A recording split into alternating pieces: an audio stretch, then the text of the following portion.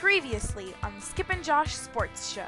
I'm only half kidding when I'm asking you this question, but it is funny that I've cut 4 guys recently. You've picked them up, and the guys suck, but yet you're ahead of me in the standings. Book is like some kind of idiot savant of fantasy sports. You're listening to the Skip and Josh Sports Show.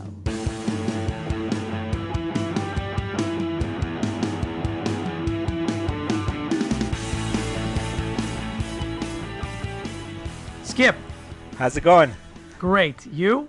It's been a busy week. I feel like it's been like forever since we talked. Since you banned me from texting me. Yes, I can't text you anymore because then all the material that I'm going to use on the show is going to be stale if I text it to you first. I told my wife that you banned me from text messages. She was like, she thought we got into a big argument or something. I said, no, it's just so that we don't waste our material before we record. That's exactly the reason. Yeah. I want to start off, and we should start off this way every show. Yeah. With corrections from the last show. Corrections. We're perfect. We don't make mistakes. Apparently we do. So we talked about the Baseball Hall of Fame voting and how Dan Le Batard is no longer a voter. The reason he's no longer a voter is because, and I had this wrong on I don't know if it was the last show or the one before, he decided because he wasn't happy with how the voting was going or how the Hall of Fame administered the voting. I think he was also upset about the fact that a lot of players who were supposedly taking performance-enhancing drugs were being ignored by a lot of the voters, and I think he felt that they deserved to be in. So what he did was, and this is over a year ago now, I think, he said that all the readers of Deadspin could have his vote. So basically there was a poll on Deadspin, and all the names on the ballot at the time were put on Deadspin, and the top 10 vote getters on Deadspin were the players that he picked to get into the Hall of Fame. I think 3 of the 10 actually ended up getting in that year. So that's why the baseball writers, or the Baseball Hall of Fame, I should say, took away Dan Le Batard's vote. Yeah, I know. Thank you to Koss from Chicago for pointing that out to us. Yes. When you forwarded me his email, I was like, oh yeah, I remember this whole story with Dan Le Batard. I mean, he does so much shenanigans, that guy, that I don't take him seriously after a while. So glad that we got that out of the way. Now on to more recent news. I'm not a fan of Andrew Shaw. It's funny. I can't believe this. I want to reiterate this. I know we've talked about this before. We don't rehearse this. No. I have a little notepad with maybe 5 bullet points of things that I might want to talk about. And you, I think, have something similar. Yeah. And we just go, right? Yeah. And Andrew Shaw is on my list. Well, first of all, let's forget about what he did this week. This was just like the straw that broke the camel's back. But I don't know if you recall, the season opener against Buffalo, with 0 seconds left in the third period, he slew-footed a Sabres player and didn't get penalized for it. Yeah. Although I thought he should have been suspended. And then if you go back to when he was on the Hawks in the playoffs, if I recall, he gave the finger maybe to a referee. Yeah, he got suspended in the preseason this year. That's right. He got suspended in the preseason. So, I mean, this is like a pattern now. It's not just like a one-off. And, I don't want a guy like that on my team. You know what? He actually does make the team better, and the team probably needs a guy like that to win. And every team that wins might have a guy like that. And, I mean, he's won, I don't know if it's 2 Stanley Cups with Chicago. But I'm not a fan of his. That's all I'm going to say. I'm a fan of the Montreal Canadiens, but I'm not a fan of Andrew Shaw. Wow. That's all. That's big time. I can understand that. I mean, look, he's the kind of guy that most people would say, oh, you love him when he's on your team, but you hate him when he's on another team. You, obviously, you hate him no matter what, which is kind of cool, actually. But, I mean, he just blew up. He threw the sticks. It was funny because that's him pushing down the stick rack was all over every highlight, right? That's going to be shown for years and years to come. So Andrew Shaw, he has a legacy now of knocking over the stick rack. I didn't even see it, which... well, he went crazy in the penalty box. I know, I heard about it, but I didn't actually see it. He was swearing at the ref like crazy. I mean, we trying to keep this show, PG, but like what didn't take a genius to read his lips to know what he was saying. He was swearing at the ref like crazy. He broke his stick over his knee, and then because of all the swearing and the breaking of the stick, they kicked him out of the game. And then as he was going through the tunnel, he smashed over the stick rack, and the sticks went flying everywhere. Reminds me of me when I was like 20 years younger or 25 years younger. Yeah, well, he's not 25 years younger than you. No, actually, he's about 25 now. Oh boy. But the reason I didn't see it, and this leads to the next thing I wanted to chat about, is because the Canadians are on the West Coast this week. So I haven't seen any of their games. Well, even there's if only one so far. There's only been one? Yeah, they're playing. Well, tonight they're playing in San Jose. Right. So even if I did have the NHL Sunrise package and I could see the games, there's no way I could stay up that late. The games only start at 10 or later. Yeah, it's starting at 10:30 tonight. So there's, I could see the first half of the first period maybe. I stayed up for the first game against Anaheim, but it was really hard because we're old. Yeah, and there's it no was not an exciting game to start with. So, in fact, I actually forgot that they were playing until the next day. I happened to be on a website, a sports website that said, Canadians lose by 1, and I'm like, Canadians played last night? I didn't even know. It's funny.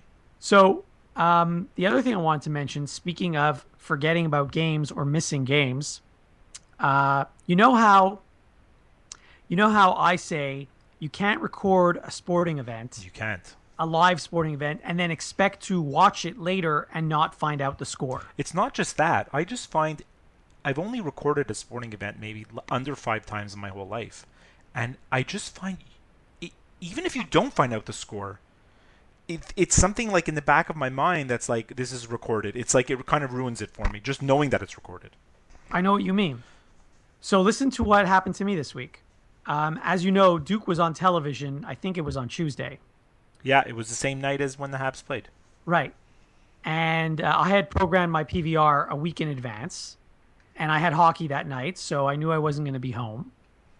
And then I came home, and I could have either, started from the beginning and watched the whole game, or just watched from the point in the game that it was, because it was already pretty late. Yeah. But I had forgot that I had set the PVR. I forgot that Duke was even playing. You're losing it. I'm completely losing it. So then, now it's the next day. And I still hadn't realized by the next day that they had played. So lo and behold, I didn't even know what the score was. I didn't even know who won the game. I didn't know anything. So I got home. This is almost 24 hours after the game now. Still didn't know the score. Sure enough, it was on my PVR. I watched the game, but of course I watched it while I was, doing laundry or preparing dinner or something, who knows what. So I wasn't really focused on the game. And actually, I think it was tied at halftime, if I'm not mistaken. It was, yeah. So it wasn't, you think Duke playing at home, they're going to win. But Michigan State's a tough opponent, although they've been having some bad luck this year so far. But anyway, in the end, Duke prevailed and won the game. Just the whole point of my story was I completely forgot about the game. You put your own version of tape delay. Yes. That's pretty crazy. A self-imposed tape delay. Let me tell you something. I watched the whole Duke game, so I'm the opposite of you. I watched the game. Well, then you should talk about it. It's really weird. Like, Duke only used 6 guys. Because 3 of their guys are injured. I know, but they still only used 6 guys. Rankovic or whoever, the 10th guy, 8th guy on the normal bench, the guys that they have, these guys didn't even get in the game for a minute, not even 2 minutes. They used 6 guys, if you looked at the box score, which is pretty crazy. No one fouled out, which is even crazier. And I just don't know how they do it. And I don't understand why Coach K is so stubborn with the bench. You figure a guy who's like the 8th, 9th, 10th guy on Duke's bench still must be pretty good, no? You would think. He could start for like Middle Tennessee State or DePaul or, like William and Mary. Random team. Yeah, random teams, the Binghamton Bearcats. Well, the Binghamton Bearcats. I mean, we're not talking about low level, but the guys that are got scholarships at Duke, you presume they could have gone to other schools and had more playing time, but they went to Duke for a reason. So it's not like they're no talent bums, but he just refuses to use them. 6 guys, and they kept showing the 3 guys: Giles, Bolden and Tatum. They kept showing them on the bench. They kept talking about it. They kept saying they're almost ready. They're almost ready to come back. 2 of the 3 are almost ready to come back. You know what? It's going to be weird when they come back. You know, like winning a national championship, it's not always the most talented team that wins. Yeah, it's a team that can play together. Yeah, it's a team that can play together. You know, like look a few years ago, Kentucky. Everybody thought they're going to roll, right? They were undefeated. You know, like there's been so many examples in history of like not the most talented team doesn't always win. And I just think that the 6 guys that they have now in the rotation have something going. Obviously, they can't sustain it. They have no bench, so they can't keep going this way with this strategy. But it's going to be weird when the other guys come back because I'm not sure how they're going to fit into the whole rotation and how it's going to work. Especially they're all sort of big guys, right? So I guess we'll just have to wait and see. So I mean, Duke's schedule isn't that tough right now. Their next game's against Maine. Once the conference schedule starts, that's when the season starts. So there's still plenty of time for the guys to gel and form, a cohesive team. Yeah. But now you would think if you're going to use your bench guys that you might not Exactly. trust, now would be the time to do it because you're playing against Maine. You know, what happens if Giles already, like, he had knee surgery before the season started? What happens if he comes back and he's injured again? What happens if you can't use all these guys? So you're going to have a 7-man team? Like, this is the time to see if some of these guys that you have on your bench can actually do anything. But I don't know. I mean, he's Coach K, so no one questions anything. By the way, Duke's playing on this coming Tuesday as well, and I think that game's also on TSN or maybe TSN2. One of them. Against Florida, if I'm not mistaken. Oh yeah, cool. I'm gonna watch that. So is that on Tuesday? Yes, it is. And then Duke's next game after that is December 10th, a Saturday, against UNLV. Oh, that's the game you told me about. I'm sure And that'll I think be on. that game's also televised. Oh, that'll be full of highlights. That'll be full of reminiscing and going back in time to 1990. Stacey Augmon. Yeah, exactly. I just like saying the name Stacey Augmon. He was great. So elsewhere in college basketball, North Carolina lost yesterday to Indiana. I was very happy to hear that. And actually, it's interesting. Indiana is making a case because they've beaten North Carolina and Kentucky this year. Yes, but somehow they lost to like Fort Wayne or something. No, seriously. I know. They lost to like a really bad team, and I don't understand how. Who knows? College basketball. That's why they play the games. It's true. You play, 30 games? You're not going to win them all. Yeah, and especially, college players, like, they're so young now, right? With the one-and-done era, that there's more inconsistency than ever. This is true. Right? And small schools, no, I don't know what happened in that crazy upset, but the small schools tend to have more seniors.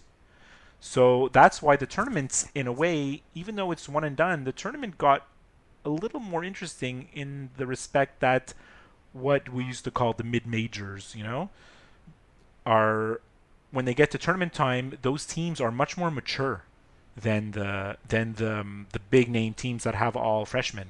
So it makes for an interesting. The tournament's always interesting, no matter what. Like March Madness is like the best time of year. You're right. And by the way, just to fact check, the Hoosiers did lose to Fort Wayne. It was in overtime. They lost by 3. Yeah, it was still Fort Wayne. But still, a loss is a loss, and it was at Fort Wayne. Not that makes it any better. Well, in Fort Wayne, it's still in Indiana. It's probably exactly. like a home game for either team. Yeah, it's a bus ride. Yeah. I don't know how far Fort Wayne is from where the Hoosiers play, but it's an Uber. It's an Uber ride. The Skip and Josh Sports Show. They don't take your calls. As you know, I don't watch soccer. Oh God. You And should. I asked It's best sport going. It's so exciting. One of the few texts I did send you this week Yeah. was asking about number 10 on TFC. I almost rolled off my chair. I didn't know what was going on. I asked you about number 10 on TFC. I didn't even know his name. And then you pointed out to me that number 10 on TFC is like the best player in the entire league. Yeah, Sebastian Giovinco. He was like the scoring champion last year. He would have been the scoring champion again this year, but he got injured for a little bit. He's like 5'5". He's tiny. And, I was going to say, he's very small. He's very small. They call him. What I didn't understand, the reason I texted you, when he got injured and left the game, all the Montreal players were like patting him on the back. So I thought maybe he used to play on Montreal and they're buddies or something. But no, that wasn't the case. It was just respect. It was a hard-fought playoff game. When he was going off, the game, they were going into overtime or as they call it, extra time. And I think it was it was funny because I was like, oh, isn't that nice? He's hugging Drogba and he's hugging this guy, and like it shows that there's respect among the players, especially in a game like that where it was crazy dirty, right? That was like an MMA fight part of some of that game, and then you texted me saying who's number 10, and I was like, oh boy. Well, I didn't see any of the game. Actually, I did watch the overtime, but from what I can gather, I know Montreal had the lead in that game and blew it, and Montreal had the lead in the first game in Montreal. Yeah. And while they did win the Montreal game, they gave up 2 late goals, which, of course, with aggregate, that matters. Yeah. And Montreal had trouble defending the whole year and defending on what they call the set pieces, the corners and the free kicks, and that's what Toronto exposed them on the second game. They scored 3 goals like that. Okay. Toronto's a beast of a team. Honestly, we're going to make this very short, the MLS segment, but Giovinco is the most lethal scorer in the league. They have Altidore, who, when healthy, because he hasn't always been healthy, is impossible to guard. He's impossible to contain. He's huge. He's a linebacker, right? He's gigantic. And they have Michael Bradley, who was playing in Italy before they plucked him and Adam. Usually you get old guys coming from Europe to come back to North America. Bradley's in the prime of his career, and I think he just wanted to come back to North America in terms of the way of life. And he's fantastic, this guy. He's to me, he's also one of the best players in the league. So Toronto, I mean, to me, they should win the final game. Don't they have home field advantage? They do have home field advantage. And Is it also a 2-game series? No, it's a 1 game. Which is weird. That's so weird. So the last round, the most important round, is a 1-game series. Yeah, and they give home field advantage to whoever had the best record during the year.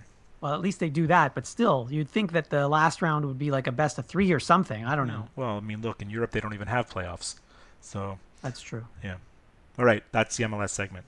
Okay, so I want to stick with soccer. I know. Oh my God, really? I don't know anything about soccer, and this is old news, but I need your take on Steven Gerrard retiring.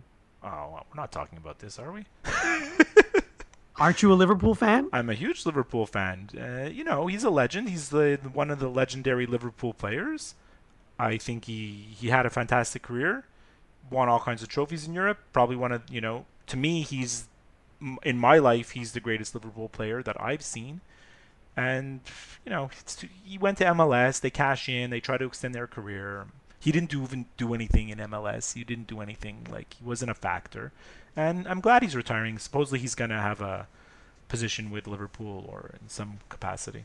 Congratulations to him. He should have retired 3 years ago. Okay. Hi there, Skip and Josh will be right back. To get in touch with them, you can send them an email to skipandjoshshow@gmail.com. You can follow them on Twitter @skipandjosh, and you can visit their website at www.skipandjosh.com. And now, back to the show. Thursday Night Football. Yes. So Cowboys. for 5 episodes, we talked about how much we hate Thursday Night Football. Yeah. Now, this week, I read in all kinds of news outlets, the NFL's thinking about getting rid of Thursday Night Football. They are thinking about it, but it's not going to happen. They're not going to get rid of it. I don't know. I'm actually surprised because they have no reason to. I mean, they have no financial reason to, right? But the reason to do it is because the fans know how stupid it is, and the players don't want it. But since when does the NFL care about the players, right? The NFL's a joke when it comes to caring about the players. But I don't know. They said I read that they might go back to the old way where the Thursday Night Football only starts halfway through the year or later in the season.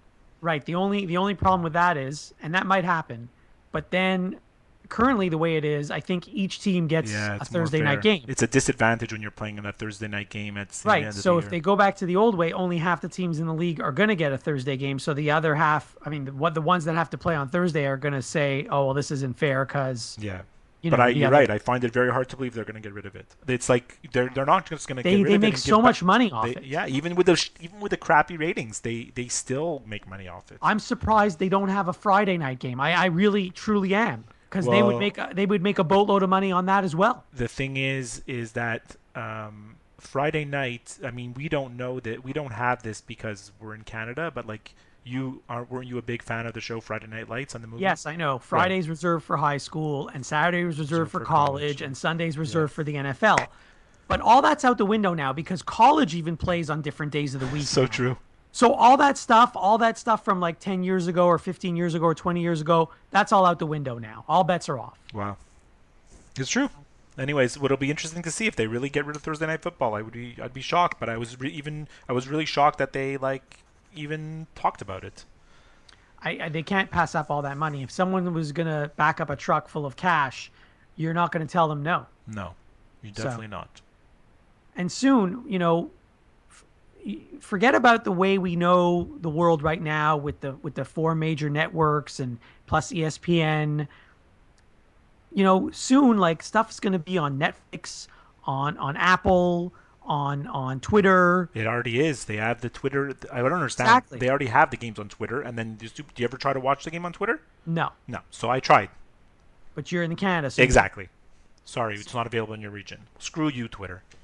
I mean, come on. It's like, what does it really matter? I mean, it's on my phone. How does that matter? Don't ask me. I don't. There's so many rules. I It's hate so those frustrating. rights when they talk about broadcast rights. It makes me crazy. I think we're so sensitive to it. Look, my friends in the United States, they don't even understand this whole concept because they just get whatever they want, right? Anything, that's where it originates from, right? Right. And people in Europe can't comprehend it either because they figure, oh, well, whatever, we're in Europe, we don't get anything, so it doesn't matter. We'll be happy with whatever you give us. But we're just, we're an hour away from the United States, right? So, by car. So we want those events. We want to see what's on TV. We watch American TV.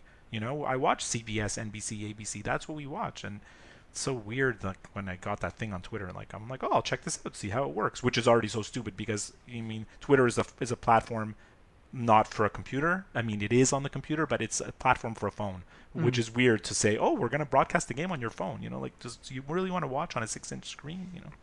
I personally do not. No, I personally do not either. It goes against everything that, like, the marketing and advertising is telling us. Oh, come and buy Best Buy, buy a 55-inch TV, buy a 60-inch TV, buy an 80-inch TV, buy a 100-inch TV, right? Oh no, watch the football game on your 6-inch phone.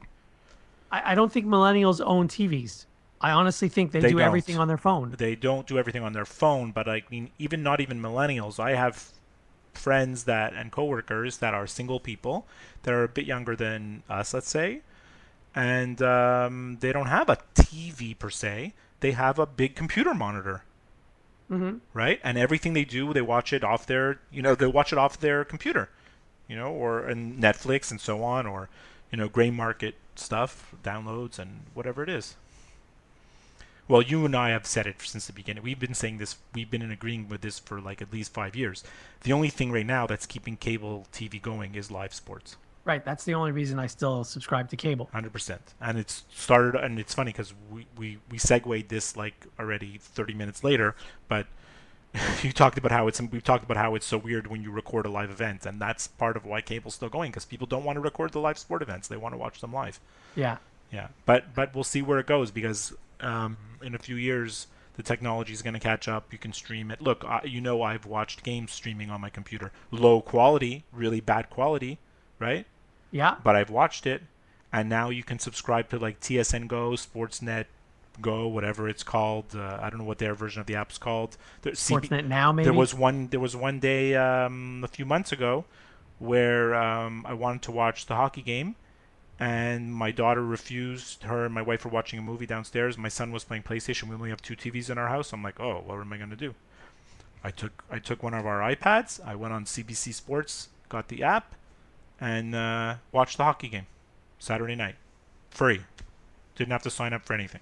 It's great. Yeah. All the Hockey Night in Canada games are streaming. So you just pick the one you want. It's great. Yeah. I think it's called Sportsnet Now. I'm on the site, but I can't Sportsnet find now. it. So. Yeah, Sportsnet Now. That's what it's called. And speaking of Sportsnet, I wasn't really going to talk about this, but while I'm here on the site, I'm noticing something. I think this might be breaking news because it's the top headline on the page. The NHLPA rejected the NHL's offer of Olympics for CBA extension. I heard that today. I didn't hear about it till just now. I heard it about an hour ago. This actually isn't a surprise because all the experts said that they were going to reject it, and that really the offer was, I don't know, not really such a serious offer, if you will. But this just leaves some question marks as to whether NHL players will be going to the next Olympics. Yeah, well, I mean, look, Alexander Ovechkin 4 years ago or 3 years ago said, well, when the Olympics are there next time, I'm going and I don't care. Right? Yes, except that if the league doesn't take a break and he leaves his team that's paying him to go play in the Olympics, his employer isn't going to be so happy about that. Not so much, yeah. But what's he going to call in sick? I really don't think. Look, clearly the league does not want them to go to the Olympics. I think it's just that they want to get paid. That's what it is. It's not that they don't want to go. I don't know. But That's why they started the World Cup of Hockey as a kind of alternative to say, look, we're not going to the Olympics. We're going to do this instead, right? I think they're paving the way, saying, look, we're going to do this instead. Even though it was a way inferior tournament, it's not even close to the same thing. Didn't mean as much to the players. Didn't mean as much to the fans. Didn't mean as much to anybody. And I don't know. Look, I love the hockey in the Olympics is fantastic. The caliber of hockey is amazing. It's great because Canada has been winning, so that's great. So we've had great success, and I mean, I want them to go. I really want them to go. And so the fact that they rejected the CBA, I mean, it's not a good start. No, it's not, and we'll see. And I think they have to make a decision by January of 2017. Yeah, because that's 11 months 13 months before the Olympics. Right. Plus, the NHL has to work on their schedule well in advance. Right. And if they're going to take a 2-week break, then they have to know that. Yeah. The players definitely want to go. Even the players that don't get to go still want to have it because they get a break. Yes, of course. So it's interesting. We'll see what happens. The Skip and Josh Sports Show is back. Speaking of collective bargaining agreements, there was some news in Major League Baseball this week that I'm sure everyone's heard of, that MLB and the Players Association agreed to a new CBA, so there won't be a work stoppage. And part of me is happy about this, and part of me is upset about it, and I'll tell you why. Why couldn't they have done this in 1994? Oh, my God. When the season got canceled? I never told you this. Why couldn't cooler heads have prevailed back then? Why is it so easy to come to an agreement now when it was so difficult to come to an agreement back then? So this is why I'm a little bit frustrated about it. You deserve to be frustrated, as am I. And now, I never told you this. This happened on November 22nd. Buster Olney, you know who he is, right? Yeah. ESPN guy. He's got 1.2 million Twitter followers. Tweeted something about that he heard that the two sides, MLB and the union, are getting close to an agreement, and he doesn't think that either side is dumb enough to have a work stoppage. And it had many there was a million comments, and I actually replied to his tweet saying that's what Expo fans were saying in 1994. He wrote me back. Nice. Buster Olney, 1.2 million Twitter fans replied to my tweet saying, again, totally different context. And then I replied to him and I said, Buster, I agree, but those wounds run deep. Just your opinion about the work stoppage and just what you've said, I mean, that shows it. I mean, like, that 1994 is never going to go away. It's never gonna heal. It's all, we have scars and scars and scars, Expo fans, from that 1994 season. For sure, because not only did they have the best record in the majors and they were not given the chance to participate in the postseason, but after that they lost all their good players. Yeah, it makes me wonder. I mean, I don't want to get into the 1994 No, we can't get into it because that's a whole episode. Yeah, it's a double episode, a triple episode. Yeah, it's like a 3-parter. Yeah. It's an ESPN 30 for 30. They didn't know they should make one. They should. Actually, MLB.com had a pretty good documentary on the Expos. I mean, it was only a 15-minute thing about 6 months ago or something, or maybe a year ago. I don't even remember what it was called. But it was not bad. Yeah. I was surprised they did it. It was about the 94 team. Yeah, I was surprised they actually did it. Yeah, I've seen it. Yeah. Because I thought Major League Baseball doesn't want to have any association or affiliation or even acknowledge that the Expos ever existed. Well, who knows? So the other reason that I was sort of upset about the agreement was because this week's What Bugs Me, I had already planned it. It was going to be the fact that the Major League Baseball All-Star Game determines who gets home field in the World Series. That was going to be my What Bugs Me for this week. And now I can't even use it. They got rid of it. Thank God they got rid of it, but now I can't use it. Now we don't have a What Bugs Me today. We don't. Well, I'm glad we don't have a what bugs me today. You don't have one, but I've got one. Great. Well, I had 2 last week, so that's it. It's a crazy, but I actually had one. You kidding me? Boy, are you bugging me, man? I'm gonna nail. Ooh, God. I'm getting bugged now. Whoa, man. You know what bugs me? Tell me. Tiger Woods. Oh, I love it. And it's not him. It's not so much him. Look, For me, it's him. he's universally regarded. Look, obviously, I've never met him, and you've never met him, and I don't think I know anyone that's ever met him. But he's universally regarded as like not a nice person, right? I mean, you hear rumblings from press and people and everything, and people in the know, and others things you read and things you hear, that he's not a very nice person. And I mean, clearly, the whole incident with his wife and everything, like, it's clear he's not a great guy. But besides that, we don't know if Rory McIlroy's a great guy, or this guy's a great guy, or that guy, other golfers, other professional athletes. It doesn't really matter. We don't often usually care. What bugs me about Tiger Woods is this guy has not been a good golfer for 5 years. And when I say not a good golfer, he doesn't make the cut, right? He not only does he not win tournaments, he doesn't come close. He doesn't even play on Saturdays most of the time. He hasn't actually played in a tournament in over a year. Exactly. It's like a year and a half since the last time he played in a tournament. Yeah. So the thing that bugs me is all the media outlets keep talking about this guy. They keep talking about him, like as if it's so important to everybody. And let's talk about Tiger Woods. And when is he going to come back? And when is he going to do this? I would love to see. You think like ESPN will do 24-hour coverage of the 24th guy on the Kansas City Royals roster about whether he's going to play tonight or not? No. Like he sucks. He's not good at his sport anymore. He should have retired a long time ago. And I just wish people would stop talking about him. So I'm going to grant my own wish, and I'm going to stop talking about him. Okay. Unfortunately, if he does well this weekend, people are going to talk about him. Oh my God! But we don't have to. we can move on to fantasy football and pigskin pick'em if you want. It's great that we did a what bugs me in the middle. Fantasy football. Thankfully, for me, anyways, this will be my last week talking about fantasy football because I'm done. Actually, you're not mathematically eliminated. Oh my God! Are you kidding me? Just so you know, so to let the listeners understand, it's an 8-team league, so really no one's out of it. Right. And 1 and 2 have pretty much been decided because he's undefeated. The first place team's undefeated, and the second place team is 7-4-1. However, there's a 3-way tie for third place. All 3 of them, including my team, are 5-6-1. And then there's a 3-way tie for last place. You're one of those, and those teams are 4-8. But if you win your last 2 games, you could technically finish 3rd overall in the league. But you need some help. Sucks. But you could finish 3rd overall in the league. I never know who to use from week to week. I got sucked into Todd Gurley. He screwed me so badly every week. I kept using him. And, it's just the whole thing's a disaster. So I just have to vent a little frustration on my part. Last week I was playing. You tied. I know. I was playing the team that I was tied with, and I was in a must-win situation, and we tied the game. What are the chances of that happening? I don't understand how you could tie.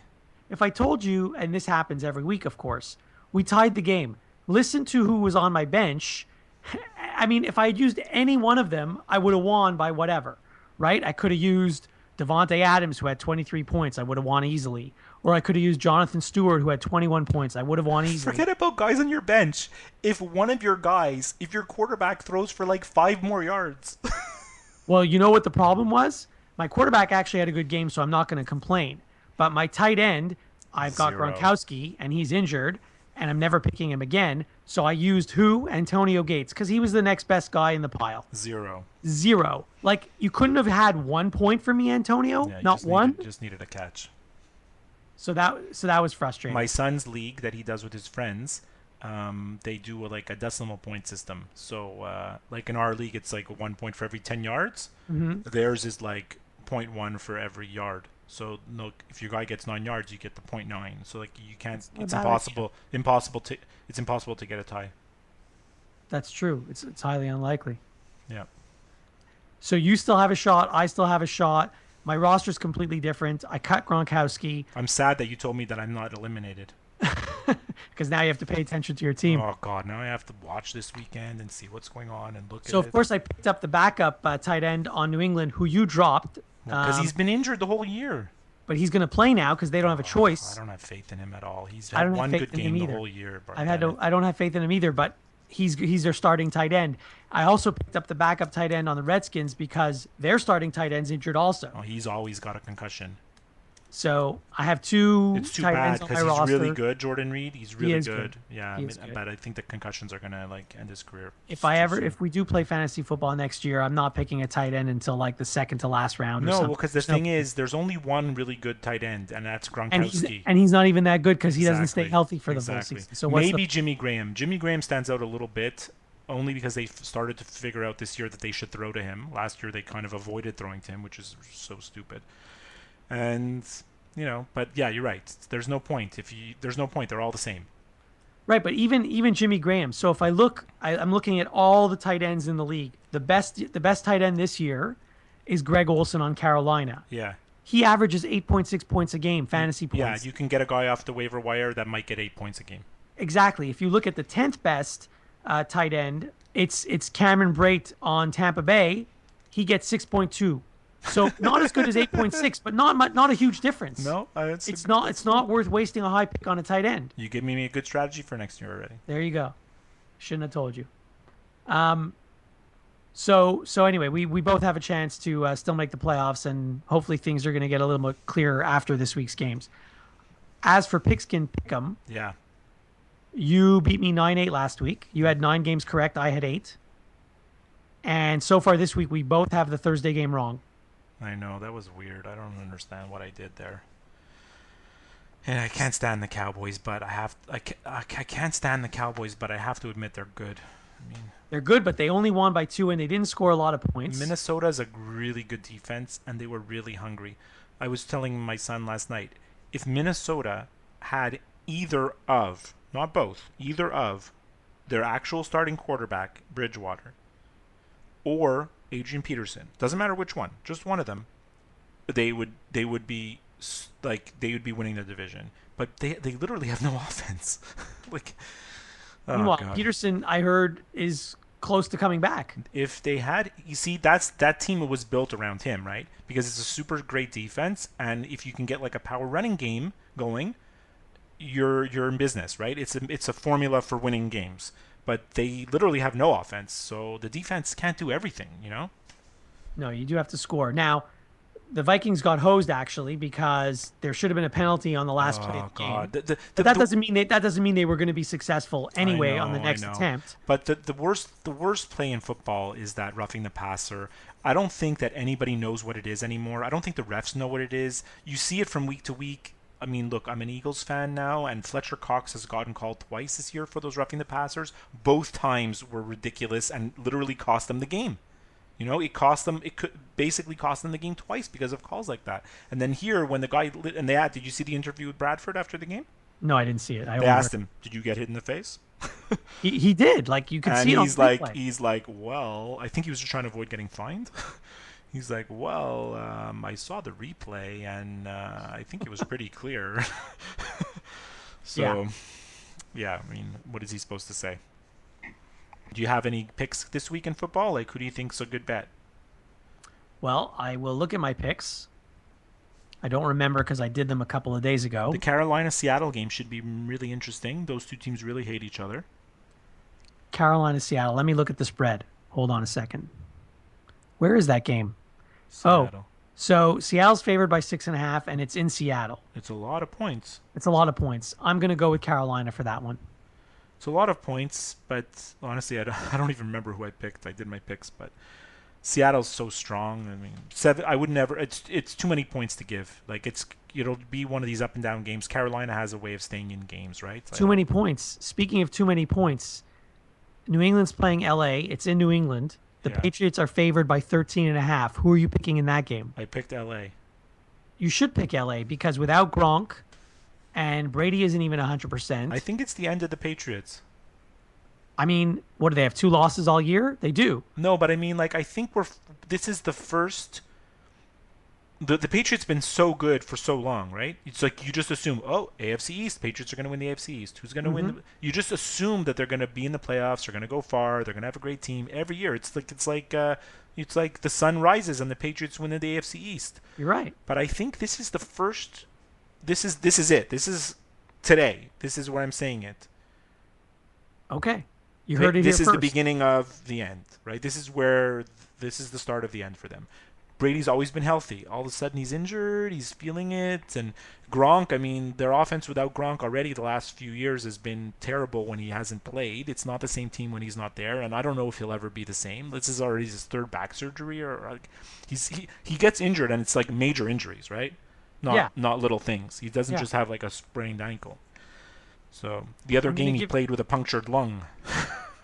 Apparently, you don't need to have a lung. A full to play. lung. You need just half a lung, I guess. So this game, I'll give you one more game. Yeah. This game is literally everyone who's picked it on ESPN.com. Yeah. It's 50-50. What game is that? It's the only game that's 50-50. It's Kansas City at Atlanta. Oh yeah. Kansas City's 8-3, Atlanta 7-4. Mm-hmm. Falcons are favored by 3.5. Wow. I would take Kansas City. I'm taking Atlanta. Oh God. Well, there you go. We're gonna. There see. you go. We're gonna see. 50-50. I'm not a fan of Atlanta. I'm just not a fan of their team. They put up a lot of points. They put up a lot of points, but when they come up against a good defense, they don't. And I don't know. Like they just. We talked about it last week with Book. There's just something wrong with the team. It's like the makeup of the team. They're never gonna win with this formula that they have. Actually, last week Atlanta played against a good defense, Arizona, Yeah, and they did put up 38 points. Yeah, but Arizona, I don't know. Something's wrong with that team. There is a lot wrong with that team. So I think I wanted to mention a couple of things just to finish the show. Great.